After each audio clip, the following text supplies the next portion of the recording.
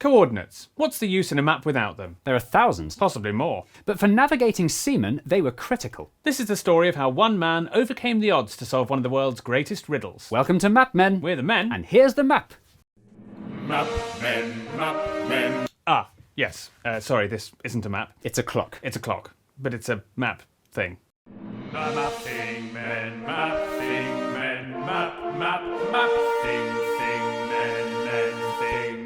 Longitude and latitude are the grid lines that encircle the Earth. The lines of latitude run from side to side, telling you how far north or south you are in the world. And the lines of longitude do exactly the same thing, but the opposite. For sailors sailing the seas, to know where you are, you absolutely have to know both. Calculating latitude has always been easy. In the olden days, all sailors had to do was look at the sun and then, depending how high it was in the sky, measure the angle to work out the latitude somehow. The point is, it wasn't a problem. Longitude, however, was a big problem. How can you measure your eastness or westness using the sun when the sun spends all day gradually moving across the sky? That's why for hundreds of years the only way of measuring your longitude was an extremely unreliable method called dead reckoning, trying to figure out how far you travelled using estimations of speed and direction. This was often wildly inaccurate, mostly because currents don't have the common decency to tell you how much they've caused you to drift. And it turned out dead reckoning was a perfect name for it. In 1707, a British fleet under the command of Admiral Shovel found themselves in a dreadful fog in the English Channel. Shovel's navigators figured they were safely west of the coast. In fact, they were here, really close to the Scilly Isles. Thankfully, aboard the ship was a seaman who had been secretly keeping his own navigational records, who told Shovel he believed they were perilously close to the islands. Unthankfully, Shovel refused to listen to him and had him hanged for the crime of subversive navigating by an inferior, which was up there with the worst decisions Shovel ever made apart from not changing his name. 4 of his 5 ships crashed into the rocks and 2,000 men died, all because of the longitude problem. This sort of thing was happening too depressingly frequently. And so, in 1714, Queen Anne of Great Britain set up the Longitude Prize. Whoever found a practical and accurate way of calculating longitude at sea would win £20,000, which in today's money is £20,000 plus inflation. Many great minds tried to come up with a sensible solution to the problem, including Galileo, Newton, Halley and Cassini. But all of these textbook nerds fell short, instead accidentally discovering other, less consequential things in their endeavours to solve the longitude. The phrase discovering the longitude became a common way of saying something was completely impossible. There was a theoretically simple answer to the problem. As the Greeks had figured out in one of the many years before Christ, the best way of mastering longitude was to master time. The theory goes, if you know the exact time at a fixed location, you can use that, along with the sun, to figure out how far east or west you are. For example, if you knew that it was midnight in London, and where you were, the sun was at its highest point in the sky, you'd know you were on precisely the other side of the world from London.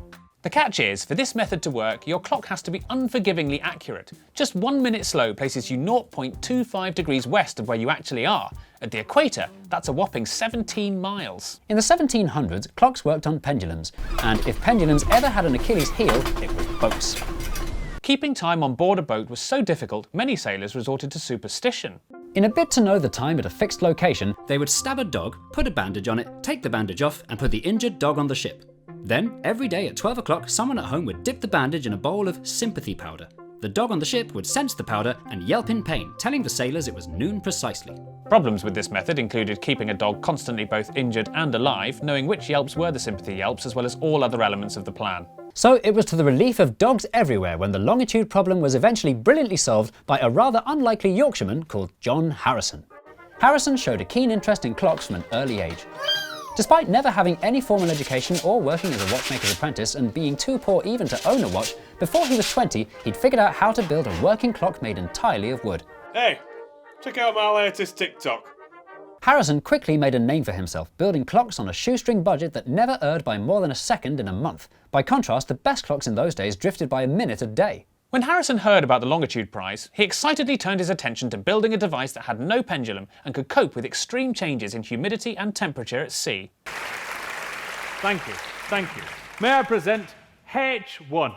It's the only clock of its kind. It's completely oil-free and pendulum-free, and it's performed perfectly on a test run to Lisbon. It's so accurate and seaworthy, it can solve the longitude problem. But I really hate it. Sorry, I'm a bit of a perfectionist. Would you mind if I came back in a couple of years with an even more perfect one? Ladies and gentlemen, H2. It's even more accurate than H1 with an improved, sleek design. But I still really hate it. Can I have a couple more years, even more perfect one? H3. It's even more accurate than... Oh, I've just realised it's huge! Just as they were starting to worry Harrison was too much of a perfectionist to submit anything, he produced pocket watch-sized H4. This I am happy with. But, uncharacteristically for Harrison, it was a case of very bad timing. By this time, the new head of the Board of Longitude was Astronomer Royal Neville Maskelyne. Maskelyne not only had the crucial say in who got the prize, he was also trying to win it. He'd been working on his own method of calculating longitude by mapping the position of the moon in relation to the stars. Maskelyne, who openly described H4 as that plaguey watch, now decided it needed to pass a lot more tests. He confiscated H4 and kept it in his observatory for 8 months. And by an amazing coincidence, in Maskelyne's own private tests, the watch didn't work so well. At the age of 79 and with time running out, Harrison, encouraged by his family, went to snitch on Maskelyne to King George III himself, who said, "By God, Harrison, this is shocking treatment. I will see you right it. Ooh, can I have a go on your hammer? Bang, bang, bang, bang, bang, bang, bang, bang, bang, bang, bang." In 1773, at the orders of King George, Parliament granted Harrison the honour of being the man who solved the longitude and awarded him the cash prize he deserved. The Board of Longitude never approved the decision. Maskelyne was still convinced he could find a better solution with his moon charts. But he never did. John Harrison died aged 83 on the same date he was born, a timekeeper to the last. The legacy of his chronometer would last for centuries, give or take a few minutes. In 1860, when the Royal Navy had fewer than 200 ships, it had more than 800 chronometers, and Britain's naval dominance at the time was in no small part down to the navigational edge it gave them over their rivals. If you want to find out more about the fascinating history of the longitude problem, Davis Sobel wrote an excellent book called Longitude, which is full of dozens more unbelievable stories and details we didn't have time for. So, what was your favourite chapter? The middle. Why do I lend you books?